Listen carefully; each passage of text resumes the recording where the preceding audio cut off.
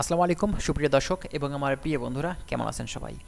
আজকের ভিডিওতে north ম্যাসেডোনিয়ার embassy update নিয়ে কথা বলবো, বর্তমানে ভিসা আপডেট নিয়ে কথা বলবো, বর্তমানে ওয়ার্ক পারমিট আপডেট নিয়ে কথা বলবো। তো অনেকেই কিন্তু জানতে চেয়েছেন বর্তমানে এখন নর্থ ম্যাসেডোনিয়ার পরিস্থিতি কী, ভিসা হচ্ছে কিনা, ভিসার প্রসেসিং কার্যক্রমটা চালু আছে কিনা, পারমিট আসছে কিনা, এখন আমি যেতে পারবো কিনা। তো বিভিন্ন ধরনের প্রশ্ন কিন্তু আমাদের কাছে আমাদের ভিডিওগুলোতে করে থাকেন। তো আজকে সেজন্য আমরা নর্থ ম্যাসেডোনিয়ার বিস্তারিত বিষয় সম্পর্কে কথা বলবো। অবশ্যই ভিডিওটি স্কিপ না করে শেষ পর্যন্ত দেখবেন, তাহলে অনেক ধরনের তথ্য আজকের এই ভিডিও থেকে আপনারা কিন্তু পেয়ে যাবেন। আর আপনি যদি আমাদের চ্যানেলে একেবারেই নতুন ভিউয়ার্স হয়ে থাকেন, চ্যানেলটিকে সাবস্ক্রাইব করে আমাদের সাথেই থাকবেন।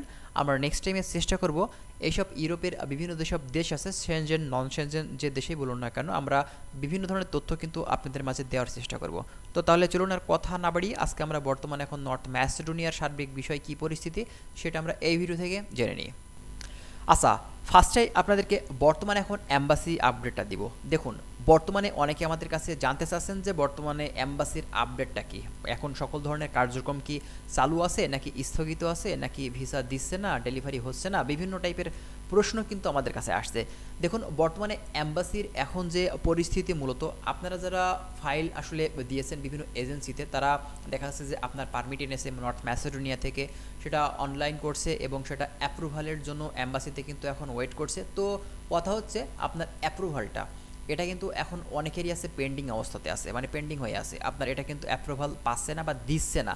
এর কারণ কি আপনারা জানেন, নর্থ ম্যাসেডোনিয়ার কিন্তু গভর্নমেন্ট পরিবর্তন হওয়ার পরে এদের বেশ কিছু নিয়মকানুনের পরিবর্তন তারা মনে হচ্ছে যে কিছু নিয়মকানুন তারা পরিবর্তন করে ফেলবে। তো বিগত দিনগুলোতে আমরা যতটুকু দেখেছি যে নর্থ ম্যাসেডোনিয়ার ভিসাগুলো কিন্তু বেশ সুন্দরভাবে হচ্ছিল, আপনার অ্যাম্বাসিতে সকল ধরনের কার্যক্রম কিন্তু ঠিকঠাক ছিল, কিন্তু গভর্নমেন্ট আপনার চেঞ্জ হওয়ার পরেই কিন্তু যত সমস্যাগুলো আমাদের বাংলাদেশিদের সামনে এসে কিন্তু দাঁড়িয়েছে। এখন আপনার ভিসা স্টিকারও কিন্তু হচ্ছে না সহজে, ঠিক আছে। আপনার ভিসা স্টিকারের জন্য কিন্তু অনেক পাসপোর্ট এখন কিন্তু আটকে আছে অ্যাম্বাসিতে, অনেক পাসপোর্ট কিন্তু এখন আপনার এই অ্যাপ্রুভালের জন্য এখন স্টিকারগুলো কিন্তু পাচ্ছে না, অ্যাপ্রুভাল পাচ্ছে না, সেজন্য কিন্তু স্টিকারও দিচ্ছে না। তো এটা এখন সমাধানটা কখন হবে এটা কিন্তু এখন পর্যন্ত সেইভাবে জানা যায়নি, তবে যতটুকু জানা যাচ্ছে যে আপনার একদম স্থগিত না, বর্তমানে এখন নর্থ ম্যাসেডোনিয়ার অ্যাম্বাসি কার্যক্রম চালু আছে, তবে আপনার এটা হচ্ছে খুবই স্লোলিভাবে কিন্তু তারা কাজ করছে। তো এই সমস্যাটা মূলত থাকবে না ইনশাল্লাহ, কিন্তু আপনার শীঘ্রই এটার সমাধান হয়ে যাবে, কারণ যেহেতু আপনার যে কোনো দেশের গভর্নমেন্ট পরিবর্তন হলেই তাদের যে নিয়মকানুন বা তাদের যে কার্যক্রমগুলো সেগুলো কিন্তু খুবই স্লোলি ওই টাইমে থাকে, আবার পুনরায় কিন্তু সেটা ধীরে ধীরে আবারও আগের মতন কিন্তু সাবেক হয়ে যায়। হয়তো কোনো নিয়মকানুন চেঞ্জ হয় বা দেখা যাচ্ছে যে আবার আগের মতন সাবেক হয়ে যায়। তো যেটাই হোক, কিন্তু আমাদের একটা পরিস্থিতি হয়তো বর্তমানে এখন চলছে, তবে এর সমাধান কিন্তু হয়ে যাবে। এটা আপনার যে লং টাইম এভাবে থাকবে এটা কিন্তু না, ঠিক আছে। তো বর্তমানে অনেকে যারা নতুনভাবে নর্থ ম্যাসেডোনিয়ার জন্য ফাইল সাবমিট করতে চাচ্ছেন, তো বর্তমানে আপনি ফাইল সাবমিট করতে পারেন। এম্বাসি বন্ধ না, এম্বাসির সকল ধরনের কার্যক্রম কিন্তু চালু আছে, তবে তাদের কার্যক্রমটা খুবই স্লোলি এবং ধীর গতিতে চলছে, সেজন্যই কিন্তু এখন বর্তমানে আপনার ভিসাটা ডেলিভারি হতে সময় লাগছে, ভিসা স্টিকার হতে সময় লাগছে। তো এটাই হচ্ছে মূলত বিষয় বর্তমানে এখন। এবং এর সাথে অনেকে বলেন যে ভাই আমি নর্থ ম্যাসেডোনিয়াতে যেতে চাচ্ছি, আপনার পুলিশ ক্লিয়ারেন্সটি পরে লাগবে নাকি আগে লাগবে? ভাই আপনার ওয়ার্ক পারমিট আসার পরে কিন্তু ভাই আপনার হচ্ছে এই পুলিশ ক্লিয়ারেন্সটি লাগবে ভিসা করার ক্ষেত্রে, ঠিক আছে। আর এটা অবশ্যই আগে থেকে কিন্তু অ্যাটেস্টেড করা লাগে, এটা কিন্তু আপনারা জানেন। তারপরেই কিন্তু আপনার টিআরপিটা আসে একটি কোম্পানি থেকে, বা আপনার যেটাকে আপনি পারমিটও বলতে পারেন, এক একটা দেশে এক এক রকম আসলে বলা হয়ে থাকে, ঠিক আছে। তো এই টিআরপিটা আসার পরেই কিন্তু আপনার অ্যাপ্রুভাল হয়ে গেলে আপনার ভিসাটা কিন্তু কনফার্ম, আপনি একদম শিওর থাকেন। আবার অনেক সময় দেখা যায় যে আপনার টিআরপি হওয়ার পরেও কিন্তু ভিসাটা রিজেক্ট হয়ে থাকে। এর কারণ কি? এর কারণ হচ্ছে অনেক সময় দেখা যায় বিভিন্ন মানুষ আছে তারা কি করে থাকে, তারা কিন্তু বারবার আপনার অ্যাম্বাসিডরকে আসলে বিরক্ত করতে থাকে, কল দিয়ে মেইল দিয়ে, হ্যাঁ, বারবার কিন্তু বিরক্ত করে থাকে। আবার অনেক সময় দেখা যায় যে ডকুমেন্টসের সমস্যার কারণে কিন্তু আপনার ভিসাটা রিজেক্ট হতে পারে।